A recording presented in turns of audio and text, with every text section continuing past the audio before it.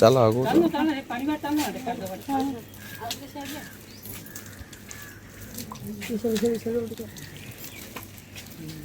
ଆମର ଏଇଠି ଅଛୁ ଦଳ ଟାଙ୍କି ସାହିରେ ଅସୁବିଧା ଏମିତିଆ ଯାଇପାରୁନୁ କି ଆଇପାରୁନୁ କାଦ ଆଉ ଆଣ୍ଠୁ ବୁଡ଼ିଗଲା ସେଠି ବନ୍ଧ ଖୋଳିକିରି ପିଲାମାନେ ସ୍କୁଲ ଟ୍ୟୁସନକୁ ଯାଇପାରେ ବନ୍ଧ ଖୋଳି ଖାଲ ଖଣା କରିଦେଲେ ଗାଡ଼ି ଗୁଡ଼ା ନେଇକିରି ଆଉ କେମିତି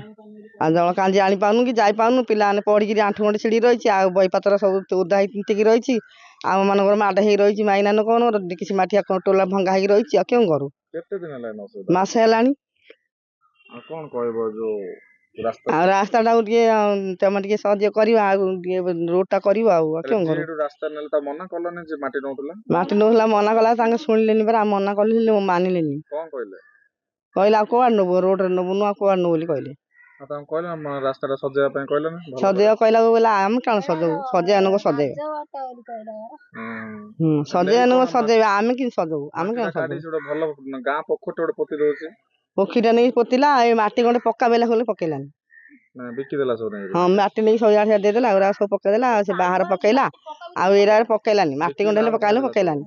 ମାଟି ପକେଇଲାନି କିଛି ଗଲାନି ରଖିଦେଲା ସବୁ ଖାଲି ଖଣା କରିଦେଲା ଆମେ ବାହାରି ପାରୁନୁ ମାସେ ହେଲାଣି ଛୋଟ ବଡ଼ ହେଇ ମରୁଛୁ ଆଉ କେଉଁ କରୁ ମାଟି ନେଇକିରି ଲୋକକୁ ଦେଲା କିନ୍ତୁ ନାଇଁ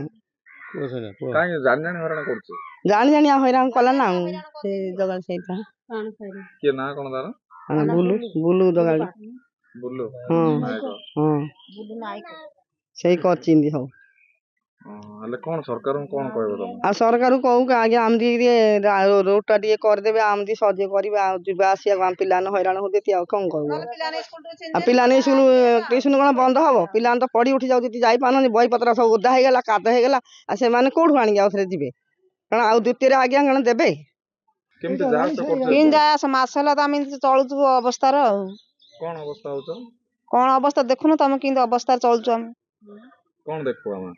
କାଦ କେମିତି ଦେଖ ଆଣ୍ଠିଏ କାଦ ଚାଲୁଛୁ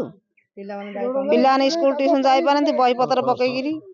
ବହିପତ୍ର ଧରି ପଡୁଛନ୍ତି ପାଣି ଧରିକି ଆମେ ପଡିକିରି ସବୁ ରହିଛୁ ହାଣ୍ଡି ବାଟିଆ ଟୋଲା କୋଚା ହେଇକିରି ଗୋଡ ହାତ ଛିଡିକି ସବୁ ରହିଛି କେତେ ଲୋକ ରହୁଛ ସାହିରେ ଆମେ ରହୁଛୁ 20 ଘର ପରେ ସମସ୍ତେ ଅସୁବିଧା ହଁ କ'ଣ କିଏ କେମିତି ହେଲା ରାସ୍ତା ଖରାପ କେମିତି ସେ ବନ୍ଧ ଖୋଳିକିରି ଏମିତି କରିଛି ସବୁ ଖାଲ ଖଣା କରି ରଖିଛି ବର୍ଷା ହେଲେ ଆମେ କେମିତି ଟିକେ ଚଳୁଥିଲୁ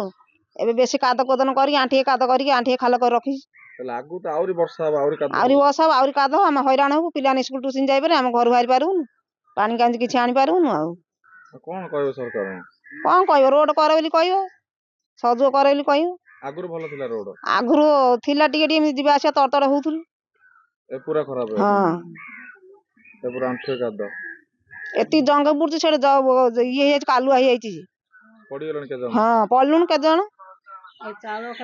ଯୋଡ ଥିଲା ଆମେ ଜମା ରହିବା ଗାଧେଇ ଲାଇପାରୁନୁ